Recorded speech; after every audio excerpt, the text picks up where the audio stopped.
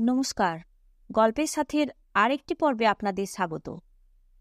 আজকে যে গল্পটি পড়ে শোনাব তার নাম পণ্ডিত বিদায়। লিখেছেন শিবরাম চক্রবর্তী। গল্প পাঠ পুরোটা শোনার অনুরোধ রইল। পদ্মলোচন পোস্ট অফিস থেকে ফিরছে। মানুষের সঙ্গে দেখা হলো পথে। তোর হাতে ওসব কি রে?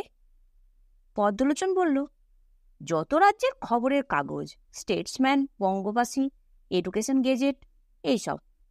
বাবা পড়েন। হ্যাঁ রে মানকে, পণ্ডিত মশাই আমাদের খাতা দেখেছেন? কত নম্বর পেয়েছি আমি? মানুষ গম্ভীরভাবে জবাব দিল, বোধহয় 11। মোটে? আর তুই? 5 কি 7। তবে আমি বাবার অজান্তে নম্বরের পাশে সংখ্যা বসিয়ে 55 কি 47 করে নেব খুন। ভাগ্যিস 11 পায়নি। তাহলে কি মুশকিল যে হতো। 100-র মধ্যে 110 তো আর পাওয়া যায় না। আর সব ছেলেরা 3, 2, 0, অনেকে আবার -5, -7 পেয়েছে। তারা সব ফ্রিজিং পয়েন্টে, সব বিলো 0। পদ্মলোচন হাসতে পারল না। তোর আর কি, তুই পণ্ডিতের ছেলে, তোকে তো আর কিছু বলবেন না, মার খেয়ে মারা যাব আমরা। পদ্মলোচন বাড়ি ফিরে যেন ভাবনার অকুল পাথারে পড়ল। সংস্কৃতে মোটে 11 পেয়েছে, তার ওপর পণ্ডিত মশাইয়ের আবার সবচেয়ে বেশি রাগ তারই ওপর। সে তার কথার চোটপাট জবাব দেয় বলে। সেদিন তো বেঞ্চির নড়বড়ে পায়াটা ভেঙে নিয়েই ঘা তাকে কষাবেন এমনি প্রচণ্ড উৎসাহ দেখিয়েছিলেন। পদ্মর সৌভাগ্যক্রমে বেঞ্চিটা তার পক্ষ নিয়েছিল, তাই রক্ষে। অনেক টানাটানিতেও কিছুতেই পায়াটা ছাড়াতে সে রাজি হয়নি। অবাধ্য বেঞ্চিটাকে পদচ্যুত করতে না পেরে সে যাত্রা তাদের দুজনকেই তিনি পরিত্রাণ দিলেন। কিন্তু সেদিন তার যে রাগ সে দেখেছে, এরপর ফের স্কুলে গেলে কি আর নিস্তার আছে? খবরের কাগজগুলো বাবাকে দেওয়া তার হলো না। নিজের পড়ার টেবিলে ফেলে রেখে নাওয়া খাওয়া ভুলে সে ভাবতে বসল। ভাবতে ভাবতে সমস্ত যখন তার এলোমেলো হয়ে এসেছে, এমন সময় হঠাৎ তার মনে হলো একটা পথ যেন পাওয়া গেল পণ্ডিত মশাইকে জব্দ করবার। একটা উপায় যেন সে আবিষ্কার করেছে। সংবাদপত্রগুলো খানিকক্ষণ নাড়াচাড়া করে সে হাসি মুখে টেবিল থেকে উঠল। স্কুলে গিয়ে শুনল সংস্কৃত পরীক্ষায় তাদের নম্বরের বহর দেখে হেডমাস্টার মশাই এমনই হতভম্ব হয়ে গেছেন যে তিনি স্বয়ং আজ পণ্ডিত মশাইয়ের ক্লাসে আসবেন। খবর পেয়ে পদ্মলোচন খুশিই হল। সে প্রস্তুত হয়ে এসেছে। আজ একটা বিহিত সে করবেই। তার নাম পাল্টে ধূম্রলোচন বলে ডাকবে। যখন তখন বেধড়ক পিটন দেওয়ার প্রতিশোধ আজ তাকে নিতেই হবে। ক্লাসে ঢুকে নাকে নসি গুঁজে 40 মিনিট তিনি ঘুমিয়ে সুখ করবেন, আর বাকি 10 মিনিট সুখ করবেন পড়ানে বারো ছিলাই তাদের পিটিয়ে, এটি আর হচ্ছে না। পদ্মলোচন মরিয়া আজ। হেড পণ্ডিতকে সঙ্গে নিয়ে হেডমাস্টার মশাই ক্লাসে ঢুকলেন। ছেলেদের জিজ্ঞাসা করলেন, সবাই মিলে তোমরা সংস্কৃতে ফেল করলে কি করে হে? ছেলেরা নিরুত্তর। তিনি আবার প্রশ্ন করলেন, তোমাদের কোনো গভীর ষড়যন্ত্র ছিল নাকি? পদ্মলোচন জবাব দিল, পণ্ডিত মশাই আমাদের পড়ান না স্যার। পণ্ডিত মশাই চোখ পাকিয়ে বললেন, কি অধ্যাপনা করি না? যত বড় মুখ নয় তত বড় কথা। হেডমাস্টার মশাই পণ্ডিতকে বাধা দিলেন, আপনি থামুন, কি বলবার আছে তোমরা বলো। সেদিন আমি পণ্ডিত মশাইকে একটা শ্লোকের মানে জিজ্ঞাসা করলুম। অবশ্যই পড়ার বইয়ের বাইরে। আনসিন প্যাসেজ তো আমাদের থাকে অ্যাডিশনালে। তা পণ্ডিত মশাই তার মানেই বললেন না। পণ্ডিত মশাই রাগে ফুলতে লাগলেন, কি কোন শ্লোকের অর্থ আমি করি নাই? শ্লোকার্থ জানি না আমি? দাঁত কিরমির করে পণ্ডিত মশাই যেন ফেটে পড়তে চাইলেন। নিয়ে আয় তোর কোন শ্লোক, আমি অর্থ করতে পারি নাই। হেডমাস্টার আশ্বাস দিলেন। বলো, ভয় কি? তোমার মনে নেই বুঝি? পদ্মলোচন ঘাড় নাড়ল। হ্যাঁ, মনে আছে আমার। এই শ্লোকটি স্যার, হবার তবা কহিপ্তাসা টডিগেন সকে লুয়ে আন্ডিব অন্ডফ্রয়েন মাংস্টেটো শিবাঙ্গম। শ্লোক শুনে পণ্ডিত মশাইয়ের চোখ কপালে উঠল। ভুরু কুচকে ভাবতে লাগলেন, তাঁর জানা জন্মে এমন অদ্ভুত শ্লোকের সাক্ষাৎ তিনি পেয়েছেন কিনা। পণ্ডিতকে নিঃশব্দ দেখে হেডমাস্টার বুঝতে পারলেন শ্লোকটা তেমন সহজ নয়। তাই তাকে উৎসাহ দেয়া তিনি প্রয়োজন বোধ করলেন। একটু একটু বোঝা যাচ্ছে যেন উপনিষদ কিংবা পাঁজির বোধ হয়। কি বলেন? পণ্ডিত মশাই মাথা চুলকাতে লাগলেন। কোনো উদ্ভট শ্লোক, উদ্ভট গ্রন্থ থেকে এর মর্মোদ্ধার করতে হবে। আমি আজ বৈকালেই এর অর্থ করে দেব। ও যেন মানকের সমভিব্যাহারে আমার বাড়ি যায়। পদ্মলোচন বলল, না স্যার, সামনে দুর্গা পুজো, আমি বিছানায় শুয়ে থাকতে পারবো না স্যার। পণ্ডিত মশাইয়ের প্রহারের ভয়ানক প্রসিদ্ধি ছিল। হেডমাস্টার পদ্মলোচনের ভয় দেখে হাসতে লাগলেন। পণ্ডিত মশাই, ওটা কাল আপনি স্কুলে বলবেন, তাহলেই হবে। আমারও জানার কৌতূহল হয়েছে। একটু ঘেঁটে দেখবেন পাঁজির কিংবা উপনিষদে হবে। ও দুটোই তো আমাদের যত রাজ্যের শ্লোকের আড়ত। পণ্ডিত মশাই গম্ভীর হয়ে বললেন, বেশ, আমার স্মরণে রইল। বাড়ি ফিরে পণ্ডিত মশাই শব্দকল্পদ্রুম নিয়ে পড়লেন। উদ্ভট সংগ্রহটাও পাতি পাতি করে খুঁজলেন। কোনো দিকেই শ্লোকটার কোনো সুরাহা হল না। নাকে এক টিপ নস্য নিয়ে তিনি দারুণ মাথা ঘামাতে লাগলেন। হবার তাবা সংস্কৃত বলে বোধ হচ্ছে বটে, কিন্তু অভিধানে তো এই শব্দ নাই। বার্তা মানে তো সংবাদ, কিন্তু হবার মাঝখানে পড়ে এ তো বোধগম্য হবার বহির্ভূত হয়েছে। ও হিপ্তাসা, হিপ তো ছিল, আশা হলো হিপ্তাসা, কিন্তু হিপ্ত মানে কি? এ কি আমাকে ক্ষিপ্ত করার চক্রান্ত? শিবাঙ্গব।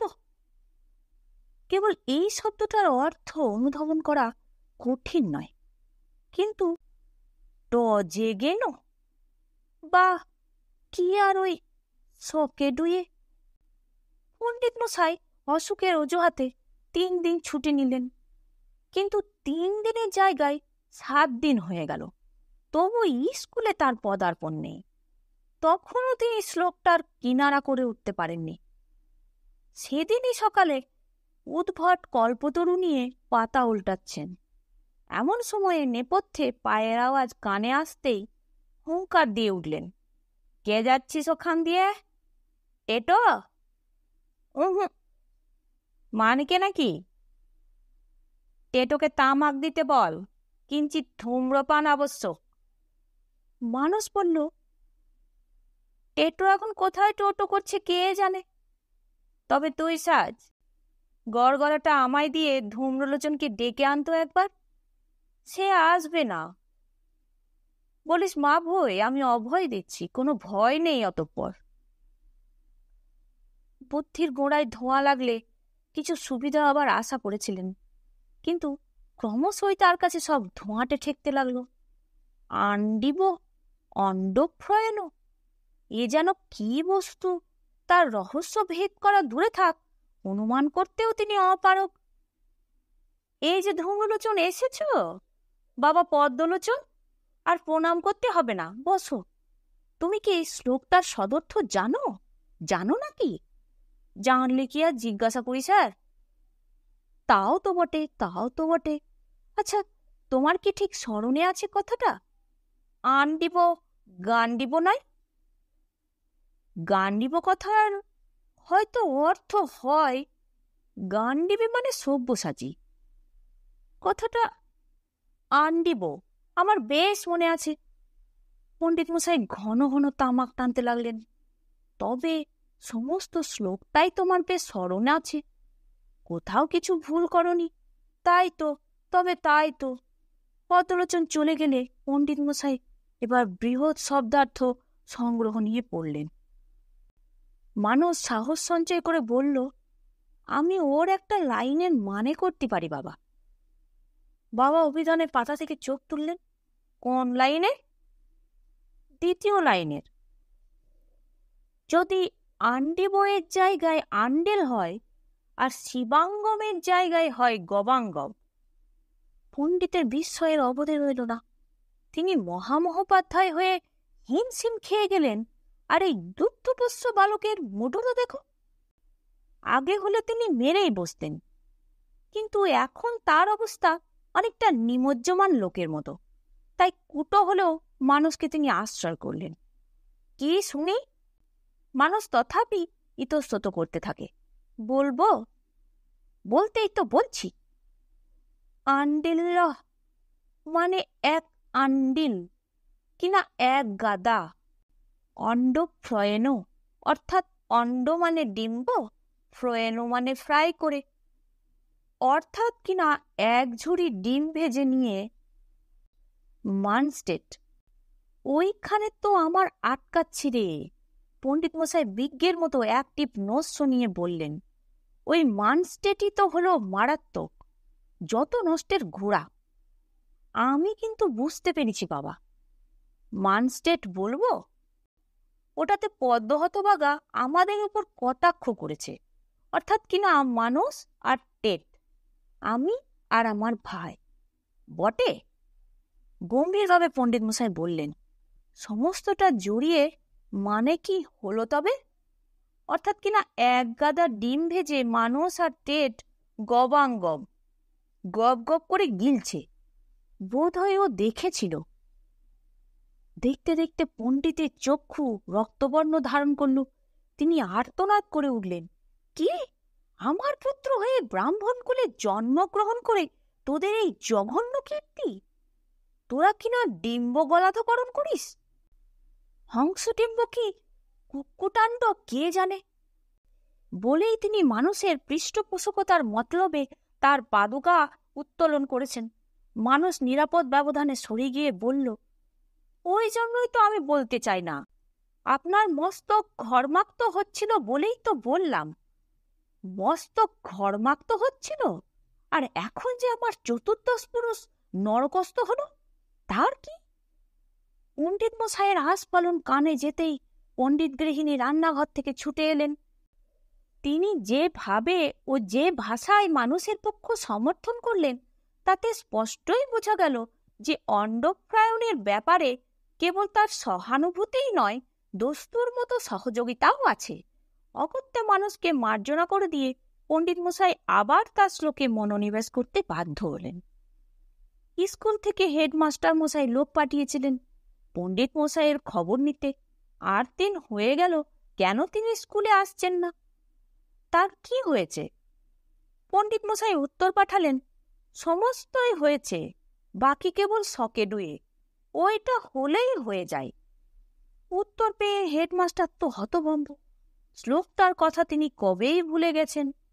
আর তাছাড়া সংস্কৃত তার আদপেই মনে থাকে না। উপনিষদের কি আর পাঁজিরি বাকি। তিনি ভাবলেন, পণ্ডিতের মাথা খারাপ হয়ে গেল না তো? কাল নিজে গিয়ে দেখতে হবে। পরদিন পণ্ডিতের বাড়ি গিয়ে দেখলেন সদর দরজায় তালা লাগানো, তারই ওপরে ঝুলছে টু লেট। পণ্ডিতের কোনো পাত্তা পাওয়া গেল না। কোথায় গেছেন কেউ জানে না। বাড়িওয়ালার পাওনা চুকিয়ে প্রতিবেশীদের কিছু না বলে রাতারাতেই তিনি নিরুদ্দেশ হয়েছেন। পদ্মলোচন পোস্ট অফিস থেকে ফিরছে। যত রাজ্যের খবরের কাগজ তার হাতে। শরীরের সঙ্গে পথে দেখা হলো। শরীর বলল, আচ্ছা, শ্লোক ঝেড়েছিলিস ভাই? পণ্ডিত বেচারা পালিয়ে বাঁচল। পদ্মলোচন শুধু হাসে, দারুণ শ্লোক বাবা। পণ্ডিত মশাই একেবারে টজে গেল, লাভের আশা ত্যাগ করে উধাও হলেন। পদ্মলোচন তবু হাসে। অবশ্যই মানকে একটা মানে করেছিল বটে, অর্থাৎ তুই নাকি তাকে আর তার ভাইকে লক্ষ্য করে ওটা বেঁধেছিস। পদ্মলোচনের হাসি আর থামে না। মানকে ছাই মানে ও তো ডিমের মানে। সমুৎসুক হয়ে শরীর জিজ্ঞাসা করে, তবে আসল মানেটা কি ভাই? বলবি না আমাদের? মানে এই যে আমার হাতেই রয়েছে, ও তো সব খবরের কাগজ। আরে এই নামগুলোই তো ওলট পালট করে দিয়েছি, উল্টো দিক থেকে একটু এদিক ওদিক করে পড়লেই ওর মানে হবে। Education gazette, Saptahik Bartabaha, Bangabasi, Statesman আর ফ্রেন্ড অব ইন্ডিয়া। শুনছিলেন গল্প পণ্ডিত বিদায়। নতুন একটি গল্প নিয়ে খুব তাড়াতাড়ি ফিরে আসছি। আমার গল্প পাঠ কেমন লাগলো তা অবশ্যই কমেন্ট করে জানাবেন। আপনাদের ছোট্ট একটি লাইক ও কমেন্ট আমাকে অনুপ্রাণিত, উৎসাহিত ও সমৃদ্ধ করে তুলবে। নতুন নতুন গল্প শোনার জন্য চ্যানেলটি অবশ্যই সাবস্ক্রাইব করবেন। ভালো থাকবেন। ধন্যবাদ।